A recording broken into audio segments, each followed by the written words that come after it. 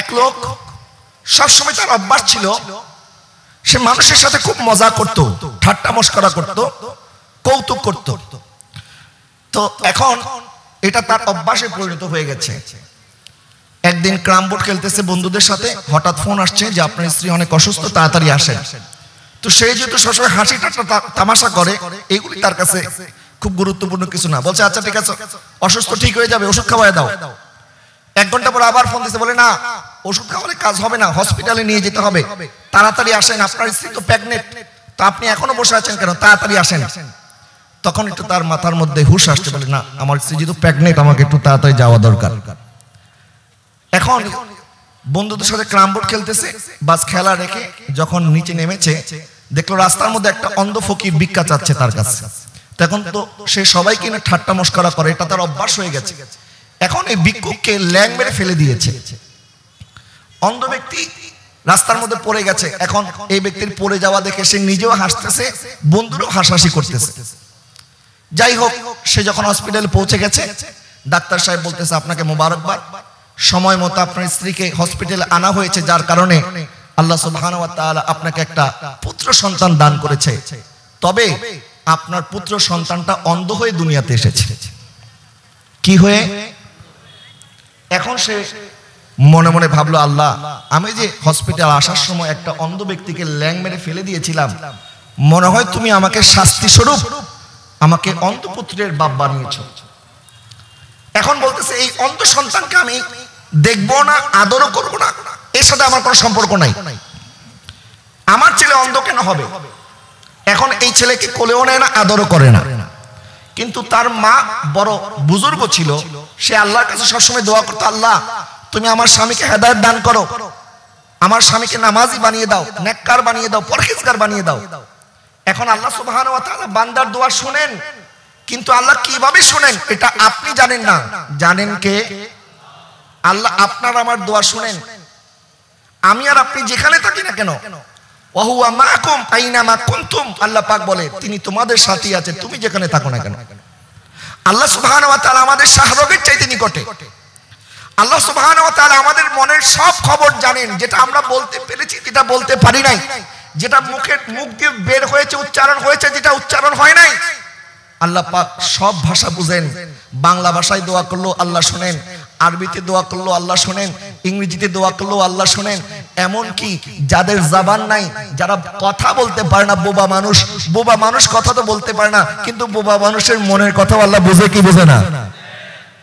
এখন আল্লাহ দোয়া অবশ্যই কবুল করেন, কিন্তু কিভাবে কবুল করেন এটা হয়তো আমরা জানি না। এখন এই লোক ছেলেকে আদরও করে না, মায়াও করে না, কিন্তু মা সন্তানকে বড় মায়া করে। আল্লাহ পাক এই ব্যক্তিকে আরো 2টা পুত্র সন্তান দান করেছে, তারা সুস্থ আছে। এই বাচ্চাটা বাবার আদর থেকে বঞ্চিত, এক তো অন্ধ, দ্বিতীয়ত সে আবার প্রতিবন্ধী, কিন্তু মা তাকে বড় মায়া করে। মা তার জন্য একটা হুজুর রেখে দিয়েছে। হুজুর বাসায় এসে এসে তাকে কোরআন শরীফ তেলাওয়াত শিখায়। আস্তে আস্তে মাশাআল্লাহ সে অন্ধ ছেলেটা কোরআনে হাফেজ হয়ে গেছে। একদিন সে তার বাবাকে বলছে, বাবা চলো তোমাকে নিয়ে মসজিদে যাব। তো বাবা বলছে, তুমি মসজিদে যাবে কিভাবে, তুমি কি মসজিদের রাস্তা চিনো? বলে, হ্যাঁ বাবা আমি মসজিদের রাস্তা চিনি, কারণ আমি 5 ওয়াক্ত মসজিদে এসে যে নামাজ আদায় করি। আমি চোখে দেখি, কিন্তু আমি কোনোদিন মসজিদের রাস্তা আমি চিনি না, আর তুমি বলছো তুমি চিনো, ঠিক আছে চলো দেখি। বাবা আর সন্তান দুইজন একজন আরেকজনের হাত ধরলো। সন্তান বলল, বাবা তুমি আমাকে ধরার দরকার নাই, আমি তোমাকে ধরছি, তোমাকে নিয়ে আমি মসজিদে যাচ্ছি, দেখো আমার রাস্তা ঠিক আছে কিনা। সন্তান এই অন্ধ ছেলেটা বাবাকে ধরে মসজিদে নিয়ে গেল। এরপরে বাবাকে বলছে, বাবা তুমি এখন কোরআন শরীফ খুলো, কোরআন শরীফ থেকে সূরা কাহাফ খুলো, আমি একটু তোমাকে পড়ে শোনাতে চাই। বাবা বলে, কি বলো, কোরআন শরীফ পড়ে শোনাবে মানে?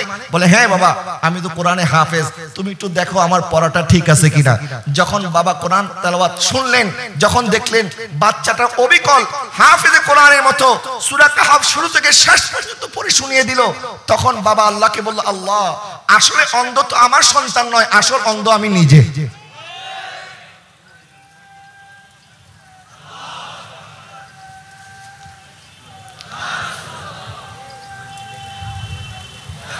অন্ধ আমার সন্তান নয়, অন্ধ আমি নিজে। আল্লাহ তুমি আমাকে চোখ দিয়েছো, এই চোখ দিয়ে আমি মসজিদের রাস্তা চিনতাম না। তুমি চোখ দিয়েছো, এই চোখ দিয়ে আমি কোরআন তেলাওয়াত করতাম না। কিন্তু আল্লাহ তুমি আমার সন্তানকে জন্মগতভাবে অন্ধ করে দুনিয়াতে পাঠিয়েছো, কিন্তু এই বাচ্চাটা দৈনিক 5 বার তোমার মসজিদে আসা যাওয়ার রাস্তাও চিনে, তোমার কোরআনুল কারীমের সূরা ফাতিহা থেকে সূরা নাস পর্যন্ত হাফেজ হয়ে গেছে। সুবহানাল্লাহ। এরপরে বাবা তওবা করলো যে আল্লাহ আমি আর জীবনে কোনদিন নামাজও তরক করব না, কোরআন তেলাওয়াতও ছাড়বো না। আল্লাহ সুবহানাহু ওয়া তাআলা ইরশাদ করেন, মান কানা ফি হাযিহি আ'মা ফাহুয়া ফিল আখিরাতি আ'মা। যে ব্যক্তি দুনিয়াতে অন্ধ অবস্থায় থাকে, কিয়ামতের ময়দানে আল্লাহ তাকে অন্ধ করে তুলবেন। অর্থাৎ দুনিয়ার অন্ধত্ব বলতে এই অন্ধত্ব নয় যে আল্লাহ আপনাকে অন্ধ বানিয়ে দিয়েছেন, না না, বরং দুনিয়াতে যাদেরকে আল্লাহ সুবহানাহু ওয়া তাআলা চোখ দান করেছেন, আলাম নাজআল লাহু আইনাইন ওয়া লিসানান ওয়া শাফাতাইন ওয়া হাদাইনাহুন নাজদাইন। আল্লাহ বলছে তোমার 2 চোখ তো আমি আল্লাহ দান করেছি, তোমার 2 ঠোঁট এক জিহ্বা তো আমি আল্লাহ দান করেছি, তোমাকে 2টা রাস্তা আমি আল্লাহ দেখিয়েছি। কিন্তু কোথায় তুমি এই কাজ করেছো, কোথায় তুমি এগুলির হক আদায় করেছো? যারা দুনিয়াতে চোখ পাওয়ার পরে, সুস্থ সবল চোখ পাওয়ার পরেও কোরআন তেলাওয়াত যাদের নসিব হয় নাই, যারা চোখ পাওয়ার পরেও যাদের চোখ দিয়ে বিশ্বের অনেক কিছুতে দেখা হয়ে গেছে, মক্কা মদিনা দেখা হয় নাই, তাহলে তাদের এই চোখের কোনো মূল্য নাই। তারা কবরে যাওয়ার সাথে সাথে অন্ধ হয়ে যাবে। কিয়ামতের ময়দানে তাদেরকে অন্ধ করে কবর থেকে তোলা হবে। জোরে বলুন নাউজুবিল্লাহ। এই বাচ্চাটা এখন তার বাবার জন্য বড় আনন্দের একটা সন্তান। বাবা বুঝতে পারলো যে আল্লাহ হয়তো আমাকে একটা শিক্ষা দেওয়ার জন্য এই বাচ্চাটাকে আমার কাছে পাঠিয়েছে। এখন এই বাবা এই বাচ্চাকে বেশি আদর করে। বাবা চলে গেছে 1 মাসের জন্য বিদেশে ব্যবসায়িক সফরে। 1 মাস পর আসার পর জিজ্ঞাসা করছে আমার সন্তানটা কোথায়? মা বলছে আপনার সন্তান জান্নাতে চলে গেছে। আপনি যখন বাইরে গেছেন ব্যবসা করার জন্য, এর মধ্যে আপনার সন্তানের জ্বর হয়েছে এবং জ্বর হওয়ার পরে আপনার সন্তানকে ডাক্তারের কাছে নিয়ে গিয়েছি, অনেক চেষ্টা করা হয়েছে, অনেক ট্রিটমেন্ট করা হয়েছে, বাঁচাতে পারি নাই, আপনার সন্তানটা চলে গেছে। তখন ওই বাবা বুঝতে পারলো যে আল্লাহ হয়তো আমার জীবনকে পরিবর্তন করার জন্য, আমার স্ত্রী সারা জীবনে এত দোয়া করেছে, আল্লাহ তুমি আমাকে হেদায়েত দান করো, আমি হেদায়েত হই নাই, আল্লাহ তুমি আমার স্ত্রীর দোয়া হয়তো এইভাবে কবুল করেছো, এই একটা সন্তান পাঠিয়ে দিয়েছো আমার জীবনকে পরিবর্তন করার জন্য। জোরে বলুন সুবহানাল্লাহ। আমরা হয়তো অনেক সময় অনেক জিনিসকে বিপদ মনে করি, মুসিবত মনে করি, বোঝা মনে করি, কিন্তু এটা বোঝা নয় বাবা, এটা হয়তো আমাদের জীবনকে পরিবর্তন করার জন্য আল্লাহ পাঠিয়েছেন।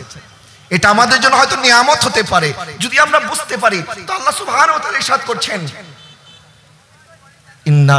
আল্লাহ সুবহানাহু ওয়া তাআলা ইরশাদ করছেন, ইন্নাল ইনসানা লিরাব্বিহি লাকানুত। মানুষ রবের প্রতি বড়ই অকৃতজ্ঞ। আল্লাহ আমাদেরকে এত কিছু দিয়েছেন, তারপরও আজকে আমরা আল্লাহর 5 ওয়াক্ত নামাজ দেওয়া বিধান, 5 ওয়াক্ত নামাজে আমরা আল্লাহর ডাকে সাড়া দিতে চাই না। হাইয়া আলাস সালাহ, হাইয়া আলাল ফালাহ আমাদের কানে আওয়াজ আসে, আমাদের দুনিয়ার কাজ আমাদের কাছে বেশি মনে হয়, প্রয়োজনীয় মনে হয় যে আমি দুনিয়ার কাজটা আগে সারি। ঠিক আছে, নামাজ তো পরেও পড়া যাবে, আরে নামাজের কথা আপনার পরে চিন্তা হয়, খাবারের কথা আগে চিন্তা হয়। দৈনিক 2টা 3টা বাজে যদি আপনার খাবারের সময় চলে যায়, আপনার কাছে মনে হবে আরে 2টা বেজে গেছে, 3টা বেজে গেছে, এখনো তো লাঞ্চ করা হলো না। যদি 10টা 11টা বেজে যায় তখন মনে হয়ে যায় আরে এখনো তো আমার ডিনার করা হলো না। কিন্তু যোহরের নামাজ কাজা হয়ে যায়, এশার নামাজ কাজা হয়ে যায়, আমাদের একবার মনে হয় না নামাজের সময় চলে যাচ্ছে, নামাজটা তো আগে পড়া দরকার। প্যারে হাজরিন, আমি আমার যুবক ভাইদের কদমে হাত রেখে আরজ করতে চাই, আমি আপনাদেরকে অনুরোধ করতে চাই, আজকে আমরা হয়তো অনেক বেঁচে থাকার স্বপ্ন নিয়ে দুনিয়াতে বসবাস করছি। আগা আপনি মौत से कोई बशर नहीं, सामान 100 बरस के पल के खबर नहीं। আমাদের এক মুহূর্তের কোনো ভরসা নাই। আমরা 100 বছরের স্বপ্ন দেখলে কি হবে, নিঃশ্বাসের কোনো বিশ্বাস নাই। এই জন্য আল্লাহ পাক আমাদেরকে সতর্ক করেন এইগুলি বলার মাধ্যমে যে বান্দা দেখো, ঘোড়া যদি মালিকের জন্য নিজের জীবন উৎসর্গ করতে পারে, আমি তো তোমাকে আশরাফুল মাখলুকাত করে দুনিয়াতে পাঠিয়েছি। আর আল্লাহ চায় না আমাদেরকে আযাব দিবে। আল্লাহ পাক বলে মা ইয়াফালুল্লাহু আযাবিকুম, আল্লাহ তোমাদেরকে আযাব দিয়ে কি করবেন? আল্লাহ আমাদেরকে আযাব দিতে চায় না। আল্লাহ পাক বলে লা তাকনাতু মির রাহমাতিল্লাহ, আমার রহমত থেকে নিরাশ হয়ো না বান্দা, আমি আল্লাহর কাছে ফিরে আসো, তুমি আসতে দেরি করবে, আমি তোমাকে ক্ষমা করতে দেরি করব না। জোরে বলুন সুবহানাল্লাহ। তো আল্লাহ পাক হয়তো আমাদেরকে আজকের এই তাফসীরুল কোরআন মাহফিলে এনেছেন, উদ্দেশ্য হয়তো আল্লাহ পাক আমাদেরকে ক্ষমা করে দিবেন। নচেত ভিক্ষুককে কখনো কোনো মালিক দরজার সামনে বসতে দেয় না, যখন বসতে দেয় উদ্দেশ্য হচ্ছে ভিক্ষুককে কিছু না কিছু দান করবে। তার মানে হচ্ছে আজকের এই রজনীতে যাদেরকে আল্লাহ এখানে আসার সুযোগ দিয়েছে, তৌফিক দিয়েছে, আল্লাহ হয়তো চায় আমাদেরকে ক্ষমা করে দেবে। আল্লাহ যেন আমাদেরকে ক্ষমা নিয়ে বাড়িতে ফিরে যাওয়ার তৌফিক দান করে, সকলে বলুন আমিন। আজকের এই মাহফিলের জন্য আমার আজহারি সাইবার টিম সহ গাউসিয়া কমিটি বাংলাদেশ, ছাত্র সেনা, যুব সেনা এবং বিভিন্ন সংগঠন যারা যেভাবে সহযোগিতা করেছেন, পীরারে তারিকাত যারা দোয়া করেছেন, উলামায়ে আহলে সুন্নাত যাদের মূল্যবান সময় ব্যয় করেছেন, আমি প্রত্যেকের প্রতি কৃতজ্ঞ। এবং আমি মনে করি শুধু এই তাফসীরুল কোরআন মাহফিল পটিয়ার জমিনে নয়, এই তাফসীরুল কোরআন মাহফিলকে বাংলার আনাচে কানাচে, গ্রামে গঞ্জে আমাদেরকে ছড়িয়ে দেওয়া দরকার। আছে কি আছে না? একটু হাত তুলে বলুন আছে কি আছে না? এই জন্য আমি অনুরোধ করব, যেহেতু বাংলার রাজধানী ঢাকা, আমাদেরকে ঢাকামুখী হয়ে কাজ করার দরকার। এবং আমি নারায়ণগঞ্জে থাকি, আপনারা জানেন নারায়ণগঞ্জ সহ বাংলাদেশের অধিকাংশ জেলা যেটা একসময় সুন্নি অধ্যুষিত এলাকা ছিল, সেগুলি বাতিলরা দখল করে ফেলছে। এই সমস্ত জেলাগুলিকে টার্গেট করে আমাদেরকে আগানো দরকার। এবং বিশেষ করে মাশাআল্লাহ এখানে অনেক মিডিয়া এসেছে, আমি প্রত্যেককে মোবারকবাদ জানাই, ধন্যবাদ জানাই। যত মিডিয়া বাড়বে আমাদের লাভ না ক্ষতি? বলেন না লাভ না ক্ষতি? লাভ। তবে মনে রাখবেন প্রত্যেকটা জিনিস একটা প্রশিক্ষণের প্রয়োজন আছে। প্রশিক্ষণ ছাড়া, বিনা প্রশিক্ষণে সবাই যদি মিডিয়াতে কাজ করা শুরু করে দেয়, কারণ আমরা বিভিন্ন জায়গায় দেখি অনেক সময় আমাদের বক্তব্যের বিভিন্ন কাট পিস বিকৃতভাবে উপস্থাপন করা হয়, থাম্বনেইল এমন ভাবে দেওয়া হয়, একজন আরেকজনের সামনে মুখামুখি লাগায় দেওয়া হয়, মনে এক হুজুর আরেক হুজুরের গলার চাপা ধরছে। এই কাজগুলি মেহেরবানি করে যারা ইউটিউব চ্যানেল চালান, আপনারা এই কাজগুলি করবেন না। এই কাজগুলি মাশাআল্লাহ আমাদের কোন সুন্নি ইউটিউবার এই ধরনের কাজের মধ্যে নাই। যে সমস্ত কাজ আপনাদের দ্বারা হচ্ছে, আমি অনুরোধ করব আপনাদেরকে, এটা আপনারা খেদমত হিসাবে নেবেন, ব্যবসা হিসাবে নেবেন না। ভিডিওকে ভাইরাল করার জন্য যেন তেন থাম্বনেইল বানিয়ে, যেন তেন টাইটেল দিয়ে আপনারা ভিডিও ছাড়বেন না। বরং যেভাবে মানুষ হেদায়েত হয়, মানুষকে হেদায়েত করার উদ্দেশ্য যদি আপনি এই কাজ করেন, তাহলে এই কাজটা আপনার জন্য আল্লাহ পাকের পক্ষ থেকে ইবাদত হিসেবে পরিগণিত হবে। আল্লাহ যেন আমাদের এই ভাইদেরকে, মিডিয়া কর্মী যারা আছেন, তাদেরকে হায়াতে তাইয়্যিবা দান করে, সকলে বলুন আমিন। এবং আল্লামা ফারুক রহমাতুল্লাহি আলাইহি আমাদেরকে মিডিয়ার স্বপ্ন দেখিয়েছেন, আমাদেরকে একটি সুন্নি চ্যানেল করার স্বপ্ন দেখিয়েছেন। এই চ্যানেলের স্বপ্ন এখনো আমাদের বুকের মধ্যে আমরা লালন করি, কথা বলেন ঠিক কিনা? আপনারা দেখেছেন মিডিয়ার মধ্যে বসে বসে যখন বাতিলরা রিয়েলিটি শোর নাম দিয়ে, জ্ঞান প্রতিযোগিতার নাম দিয়ে ছোট ছোট বাচ্চাদেরকে নিয়ে আসে, এবং নিয়ে আসার পরে এমন এমন প্রশ্ন উপস্থাপন করে। এক জায়গার মধ্যে প্রশ্ন করা হয়েছে, বলেন তো দেখি, নবীজি সাল্লাল্লাহু আলাইহি ওয়াসাল্লামের প্রতি দুরুদ এবং সালাম পেশ করার পরে আমরা যে আল্লাহকে বলি, আল্লাহ আমাদের আজকের সমস্ত হাদিয়া নবীজির কদমে পৌঁছায়া দিয়েন, আমাদের সালাম নবীজির কাছে পৌঁছিয়ে দেন, এই কথাটা বলা কি? তখন তারা বলছে এই কথাটা বলা নাকি বেদাত। আর একটু জোরে বলুন না নাউজুবিল্লাহ। এখন তাদের এই মিডিয়ার জবাব মিডিয়ার মাধ্যমেই তো দিতে হবে, কথা বলেন ঠিক কিনা? তারা হাজার হাজার লক্ষ লক্ষ কোটি কোটি মানুষের সামনে বসে যদি এই কথা বলে, আমি যদি কয়েকশো মানুষের সামনে বসে প্রতিবাদ করি, তাহলে আমাদের প্রতিবাদ কি এই লক্ষ কোটি মানুষের কানে যাবে? যাবে না। এই জন্য মিডিয়ার জবাব মিডিয়ার মাধ্যমে দিতে হবে। এবং আমরা তাদেরকে হুঁশিয়ার করে দিতে চাই, এখন আর আগের দিন নাই, এখন আর তোমাদেরকে খালি মাঠে গোল করে দেওয়ার সুযোগ আমরা দেব না। সুন্নি জনতা মাঠে ময়দানে যেমন আছে, মিডিয়াতেও আমরা তেমন ভাবে আছি, কথা বলেন ঠিক কিনা?